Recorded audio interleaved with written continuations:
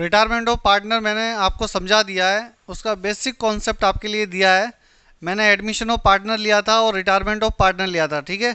दोनों में डिफरेंस क्या है वो बताया, और रिटायरमेंट ऑफ पार्टनर में जो भी एंट्रीज आती हैं वो सब मैंने सिर्फ एक्सप्लेन किए। अब मैं यहाँ पर आपको एंट्रीज बताऊंगा सबकी, ठीक है। एग्जाम्पल के तौर पर फिर से मैं एक लेता हूँ, सम ले लेते एक छोटा सा। A B and C are partners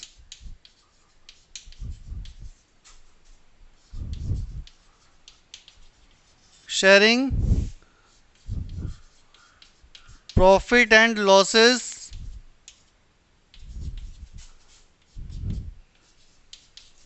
in the ratio of 5:4:3, ठीक है। यहां पर एक बैलेंस शीट लेते हैं, old balance sheet, old balance sheet.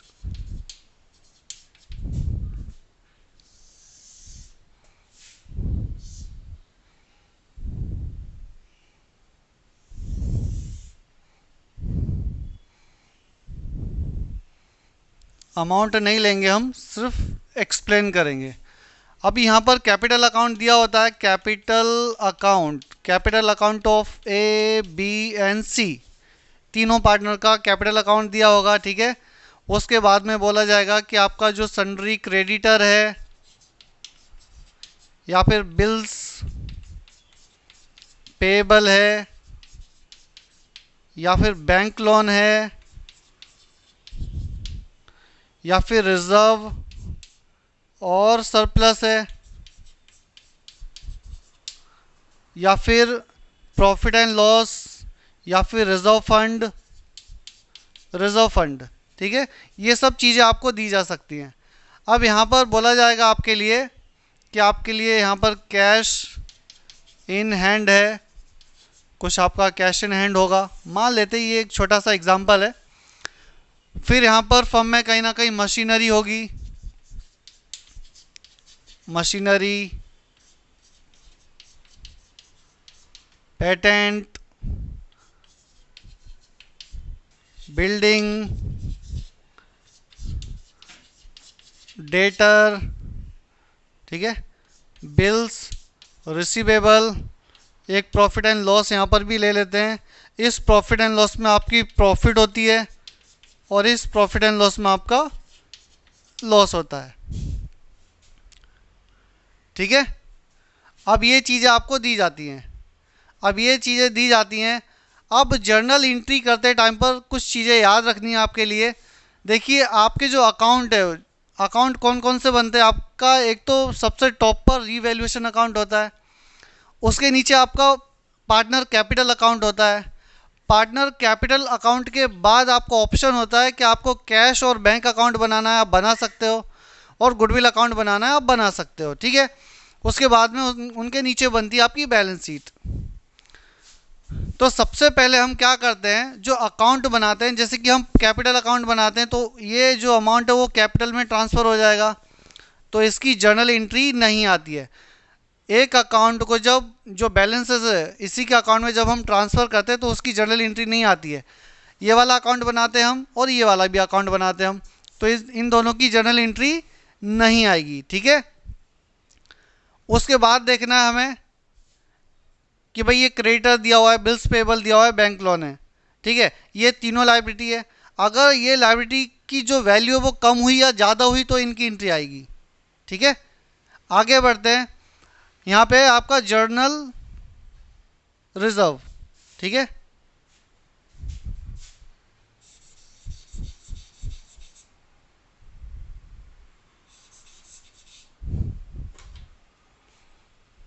Journal reserve, ये आपका जर्नल रिजर्व, ये आपका प्रॉफिट एंड लॉस अकाउंट, ठीक है, और ये आपका रिजर्व फंड अकाउंट। ये जो है रिजर्व, ये सब के सब किसके हैं, जो पार्टनर बिजनेस कर रहे हैं उन्हीं के हैं, सही है। 5:4:3 का रेशियो है, इन्हें तो भाई बांटना पड़ेगा, इनके लिए एंट्री आपको करनी ही पड़ेगी। समझ में आया। तो जब भी आपका पहली बात रिजर्व डिवाइड होगा, तो यहां पर मैं जर्नल कर देता हूं, जर्नल एंट्रीज,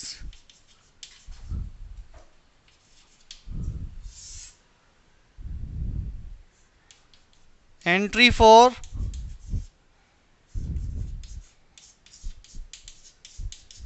डिस्ट्रीब्यूटिंग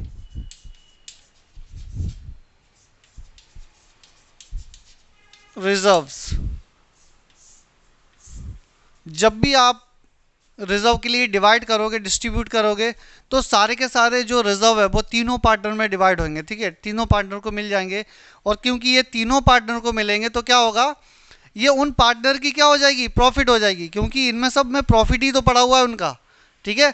तो वो पार्टनर की प्रॉफिट हो जाएगी, इसलिए पार्टनर क्या हो जाएंगे, क्रेडिट हो जाएंगे। प्रॉफिट क्या होती है, क्रेडिट होती है, ठीक है। पार्टनर की प्रॉफिट हुई इसलिए पार्टनर क्रेडिट हो जाएंगे, क्योंकि ये जो प्रॉफिट है उनको मिल रहा है। ओके, कहाँ से मिल रहा है, इन अकाउंट से मिल रहा है, इसलिए एंट्री बनती है आपकी journal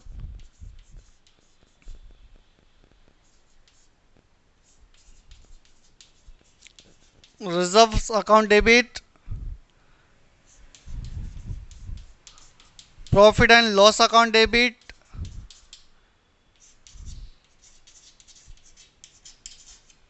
reserve fund account debit to A capital to B capital to C capital, ठीक है।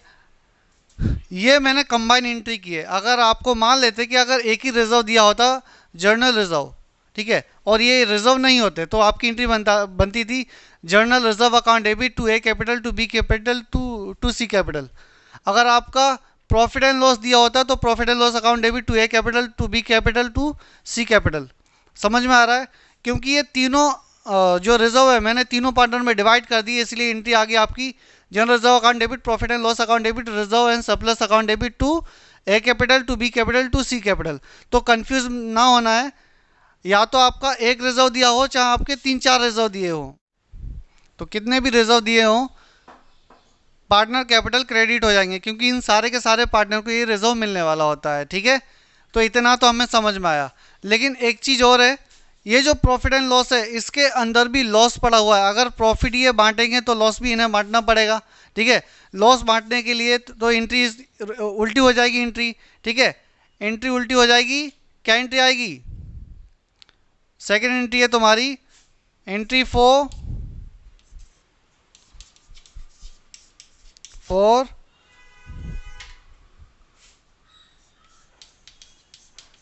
Distributing losses. लॉस को डिवाइड करने की एंट्री क्या आएगी, एंट्री उल्टी हो जाएगी, ठीक है। एंट्री बनती है आपकी A capital account debit, B capital account debit, C capital account debit to profit और लॉस अकाउंट। समझ में आया। आप जब रिजर्व डिवाइड करते हो, इन रिजर्व में क्या पड़ा हुआ है, प्रॉफिट पड़ा हुआ है, ठीक है। तो प्रॉफिट इन पार्टनर्स की इनकम है, इसलिए पार्टनर्स क्रेडिट हो गए, एंट्री क्या बन गई, all reserve account debit to all partner. समझ में आया। अब इस अकाउंट में तो भाई लॉस पड़ा हुआ है, अगर आप लॉस को बांटते हो तो एंट्री उल्टी हो जाती है, तो all partner account debit to profit and loss account. समझ में आया।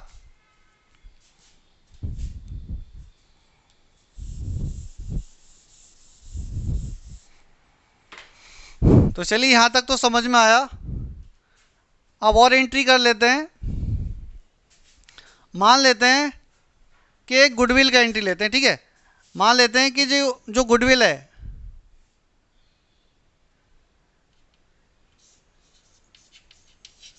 Goodwill of the firm. देखिए, फर्म की गुडविल का मतलब होता है सारे पार्टनर की गुडविल, ठीक है। जो फर्म की गुडविल है, मान लेते हैं कि भाई 15,000 रुपया, या तो 15,000 नहीं, ले लेते हैं 60,000 रुपये ले लेते हैं, ठीक है, 60,000 रुपया। गुडविल ऑफ द फर्म कितनी है, 60,000 रुपया है। ओके, और बोला है सी हैज़ रिटायर्ड, जो सी है वो रिटायर हो गया है, और इसका जो शेयर है वो हमें निकालना है। समझ में आया? फिर से बता रहा हूँ, ओल्ड रेशियो आपके लिए दिया हुआ है, सही है। ओल्ड रेशियो देने के बाद में बोला है कि भाई जो फर्म की गुडविल है वो 60,000 रुपया है, और आपके लिए किसका शेयर निकालना है, जो रिटायरिंग पार्टनर, जो सी रिटायर हुआ उसका शेयर निकालना है। समझ में आया? तो आपको मैं दो चीज़ें बता रहा हूँ। पहली बात, यहाँ पर देखिए नया रेशो नहीं दिया हुआ है। नया रेशो नहीं दिया हुआ है तो आपका जो गुडविल का कैलकुलेशन होगा वो यहाँ से आप उठाओगे, क्योंकि ये वाला जो शेयर है वो ए का होगा, ये वाला किसका होगा, ये वाला बी का होगा, और ये वाला सी का होगा। समझ में आया? तो अगर ऐसा दिया हुआ है तो गुडविल इस रेशो में डिवाइड होगा, इस वाले में। किस तरह से डिवाइड होगा वो बता दे रहा हूँ। ये जर्नल को थोड़ा ऊपर रखते हैं।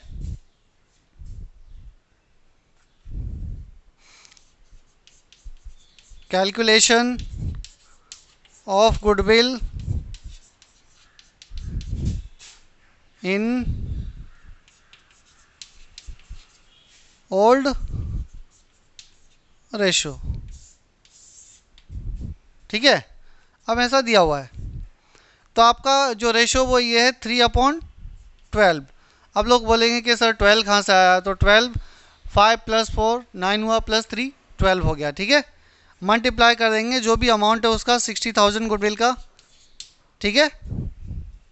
12 एकम 12, 12 पंजे 60 होता है, 3 पंजे 15 होता है, 15,000 रुपया। तो जो रिटायरिंग पार्टनर है उसको कितना मिलने वाला है, 15,000 रुपया मिलने वाला है। एक चीज़ तो ये हो गई कि भाई इस तरह से गुडविल को कैलकुलेट किया जाता है। अब मान लेते हैं कि यहाँ पर जो एडजस्टमेंट है, यहाँ से एडजस्टमेंट आपके चालू हो गए हैं। यहाँ पर जो एडजस्टमेंट है वो ये भी है कि भाई न्यू रेशियो भी दिया हुआ है, न्यू रेशियो भी दिया हुआ है। अब न्यू रेशियो क्या आपका ले लेते हैं 7:5। न्यू रेशियो क्या आपका 7:5, ये आपका न्यू रेशियो है। अब न्यू रेशियो भी दिया हुआ है तो मैंने बताया था, जैसे कि मैंने एडमिशन ऑफ पार्टनर में आपको पहले से ही एक्सप्लेन करके बता दिया है कि जब जब आपका ओल्ड रेशियो और न्यू रेशियो दोनों एग्जिस्ट रहेगा सब में, ओल्ड रेशियो आपको बैलेंस शीट के ऊपर मिलेगा और जो नया रेशियो वो आपको एडजस्टमेंट में कहीं मिल जाएगा। जब ओल्ड रेशियो और न्यू रेशियो जब दोनों एग्जिस्ट होता है तो एडमिशन ऑफ पार्टनर में कौन सा रेशियो निकालना पड़ता है, सेक्रीफाइस रेशियो। लेकिन हम कर क्या रहे हैं, हम रिटायरमेंट कर रहे हैं। तो रिटायरमेंट कर रहे हैं तो यहाँ पर क्या हो जाएगा, यहाँ पर ओल्ड रेशियो और न्यू रेशियो दोनों दिया हुआ है, ठीक है। दोनों दिया हुआ है तो यहाँ पर कौन सा रेशियो बनेगा, यहाँ पर आपका गेनिंग रेशियो बनता है। ओके, तो जो भी गुडविल है वो गेनिंग रेशियो में डिवाइड हो जाएगी। तो ये मैं रब आउट करता हूँ।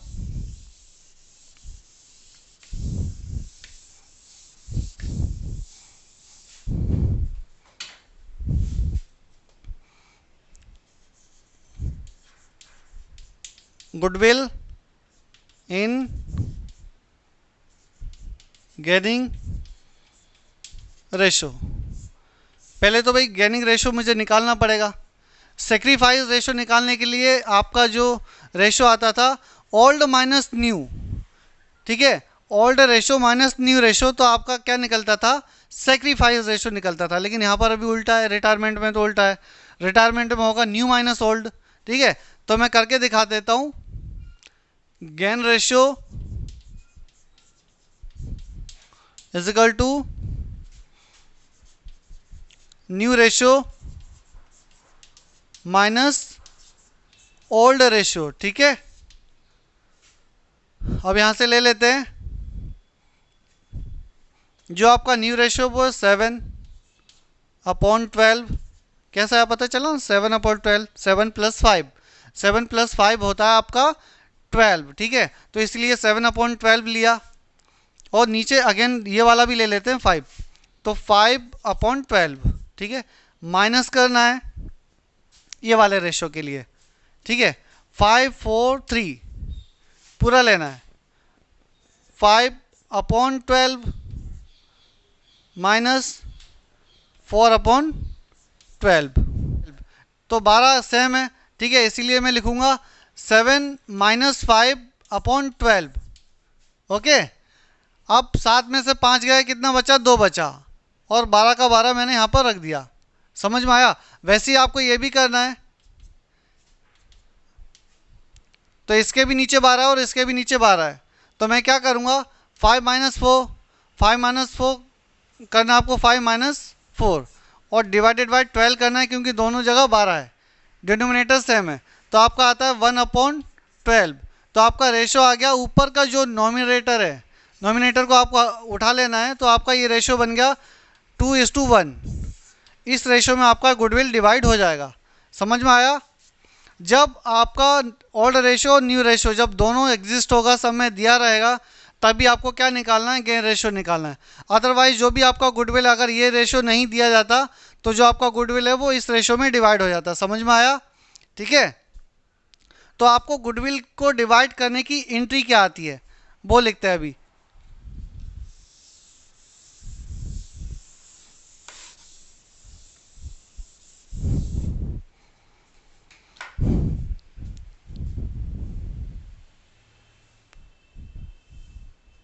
ठीक है, मान लेते हैं कि जो जो भी रिटायरिंग पार्टनर है, अब ये देखते हैं कि भाई गुडविल कितना आ रहा है, कितना नहीं आ रहा है।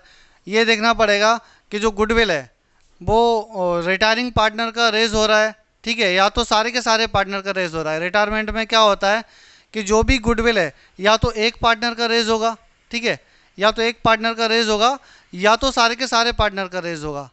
समझ में आया? ठीक है, तो ये समझ में आया गेन रेशियो कैसे निकलता है। गेन रेशियो को मैं हटा दे रहा हूँ फिलहाल के लिए, ठीक है। अब मान लेते हैं कि जो आपका गुडविल है, वो गुडविल सिर्फ और सिर्फ रिटायरिंग पार्टनर को ही दिया जा रहा है, ठीक है। रिटायरिंग पार्टनर का ही गुडविल जो है रेज हुआ है, तो रिटायरिंग पार्टनर का अगर गुडविल रेज होता है, तो एंट्री क्या आ जाती है आपकी? एंट्री आती है आपकी गुडविल अकाउंट डेबिट,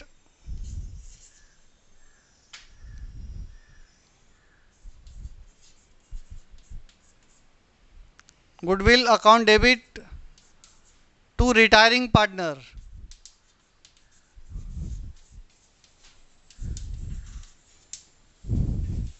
समझ में आया? Goodwill account debit to retiring partner, ये उसकी एंट्री आती है। ओके, उसके बाद में आपका जो भी एसेट और लायबिलिटी रीवैल्यू होगा, एग्जांपल के तौर पर ले लेते हैं कि भाई जो क्रेडिटर है, ये जो क्रेडिटर है इसकी वैल्यू 10,000 थी मान लेते हैं, और एडजस्टमेंट में बोलता है कि इसकी वैल्यू क्या हो गई? 2,000 रुपये से कम हो गई। अब 2,000 से कम हो गई क्योंकि ये क्रेडिटर क्या है? आपकी लायबिलिटी है।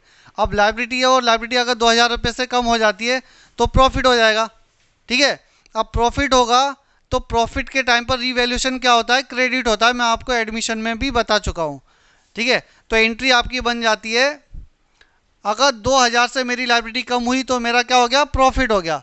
और प्रॉफिट हो गया तो आपका जो रिवैल्यूएशन है वो क्रेडिट हो जाएगा, तो डेबिट क्या होगा? क्रेडिटर, ठीक है। तो एंट्री बनती है आपकी एंट्री फॉर रिवैल्यूएशन, ठीक है। एंट्री बनती है आपकी creditor account debit, sundry creditor account debit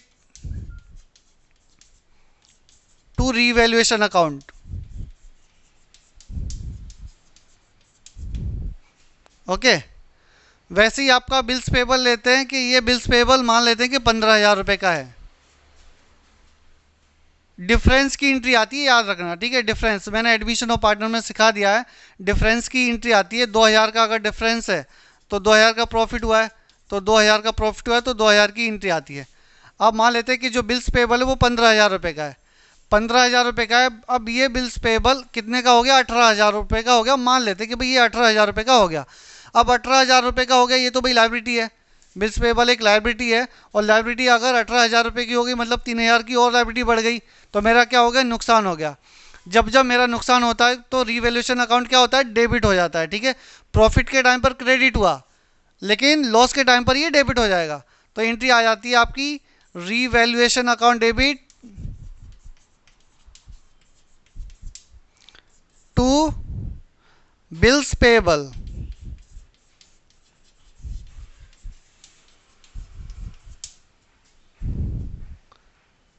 ठीक है, ये हो गया। अभी मान लेते हैं यहाँ पर दो ये भी ले लेते हैं, मशीनरी। मशीनरी मान लो कि ये 50,000 की है मशीनरी। अब 50,000 रुपये की मशीनरी है, बोला कि भाई जो 50,000 रुपये की मशीनरी है उसकी जो वैल्यू है आज के टाइम पर एडजस्टमेंट में बोलता है कि वो अभी 40,000 रुपये की रह गई। अब 40,000 रुपये की रह गई तो वो मशीनरी तो भाई हमारी प्रॉपर्टी एसेट है। वो हमारी एसेट कितने की थी? 50,000 रुपये की थी।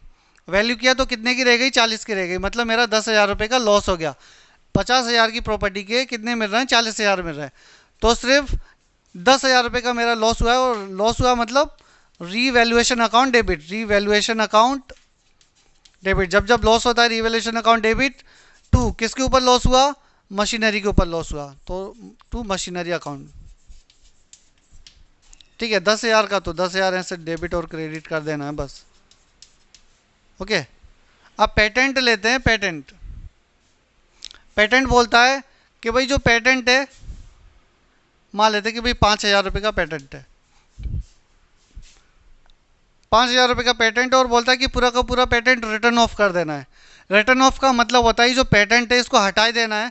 क्यों? क्योंकि ये एक इंटेंजिबल एसेट है, रियल में कोई एसेट नहीं है, तो इसको हटा देना है, राइट ऑफ कर देना है बैलेंस शीट में से। तो भाई कैसी भी है पर हमारी एसेट है। अगर एसेट मेरी हट रही है मतलब मेरा पूरा का पूरा लॉस हो रहा है, और पूरा का पूरा लॉस हो रहा है तो लॉस के टाइम पर रीवैल्यूएशन अकाउंट डेबिट होगा। तो revaluation account debit to patent.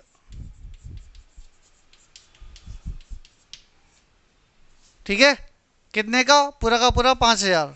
तो 5,000 पूरा का पूरा हटा दिया तो 5,000 पूरा यहाँ पर लिख देना है, डेबिट और क्रेडिट। ठीक है, अब यहाँ पर बिल्डिंग लेते हैं। बिल्डिंग मान लेते हैं कि ये 1,00,000 रुपये का बिल्डिंग है। 1,00,000 रुपये का बिल्डिंग है और बोला है कि जो बिल्डिंग है उसकी वैल्यू 20,000 से क्या हो गई है? बढ़ गई है। ठीक है, 20,000 रुपये से बढ़ गई। तो 20,000 से बढ़ गई तो मेरा क्या हो गया? प्रॉफिट हो गया। और प्रॉफिट हो गया मतलब रिवैल्यूएशन क्या होगा? रिवैल्यूएशन क्रेडिट होगा। जब जब प्रॉफिट होता है रिवैल्यूएशन क्रेडिट होता है। जिसके ऊपर प्रॉफिट हो गया वो क्या हो जाएगा? डेबिट हो जाएगा। अगर रिवैल्यूएशन क्रेडिट होगा तो बिल्डिंग डेबिट हो जाएगा। तो एंट्री आ गई आपकी building account debit. Building account debit to revaluation account. Okay, इतना समझ में आया भाई? रिवैल्यूएशन की भी सारी एंट्री हो गई। ओके, अब करते हैं कि भाई जो गुडविल है वो कभी कभी बोलते हैं कि भाई जो गुडविल आई है ना वो राइट ऑफ कर देनी है। ठीक है, तो राइट ऑफ के टाइम पर हमने सीखा था कि एडमिशन ऑफ पार्टनर में एंट्री आती थी all partner account debit to goodwill account. ये वाली एंट्री आपकी बनती थी। ठीक है, लेकिन ऑल पार्टनर उसमें कितने पार्टनर थे? एडमिशन में 3 पार्टनर थे सारे के सारे, न्यू वाले को मिलाकर। अब इसमें क्या है? इसमें एक पार्टनर चला जाएगा तो बचे कितने? 2 पार्टनर। ठीक है, तो एंट्री आएगी आपकी continuing partner account debit to goodwill account. और कंटिन्यूइंग पार्टनर कौन है? ए और बी, 2 पार्टनर है कंटिन्यूइंग पार्टनर। तो तुम्हारी एंट्री बनती है entry for goodwill written off. जो गुडविल है वो आपकी रिटर्न ऑफ हो गई है। अब गुडविल रिटर्न ऑफ हो गई तो एंट्री बन गई तुम्हारी A capital account debit, B capital account debit to goodwill account. Okay, ये आपका मैक्सिमम एंट्री है जो आपको करना है रिटायरमेंट ऑफ पार्टनर में। बाकी का रिटायरमेंट बहुत ईजी है। ठीक है, मैं 1 2 3 4 जो भी है सम भी कराकर आपको दिखाऊंगा। बहुत इजी प्रोसीजर है। आप इन एंट्री के लिए अच्छे से रीड करिए। और एंट्री जैसे कि मैंने एडमिशन ऑफ पार्टनर में और डिसोल्यूशन ऑफ पार्टनरशिप में बताया है कि एंट्री आपको याद रखने की ज़रूरत नहीं होती है, आपको सिर्फ समझना पड़ेगा। तो मैं आपको ये भी बताऊंगा कि रिटायरमेंट या फिर एडमिशन या फिर डिसोल्यूशन का जो एंट्री है वो किस तरह से याद रखा जाता है। ठीक है, जब मैं अकाउंट बनाऊंगा, अकाउंट बनाते टाइम पर मैं आपको बताऊंगा कि किस तरह से आपको याद रखनी होगी एंट्री। ये याद करने की ज़रूरत नहीं है, सिर्फ आपको सम देखना और आपको तुरंत पता चल जाएगा कि एंट्री क्या क्या आती है। ओके, तो आपका सम आपके सामने रहा, आप इसको लिखिए। ठीक है।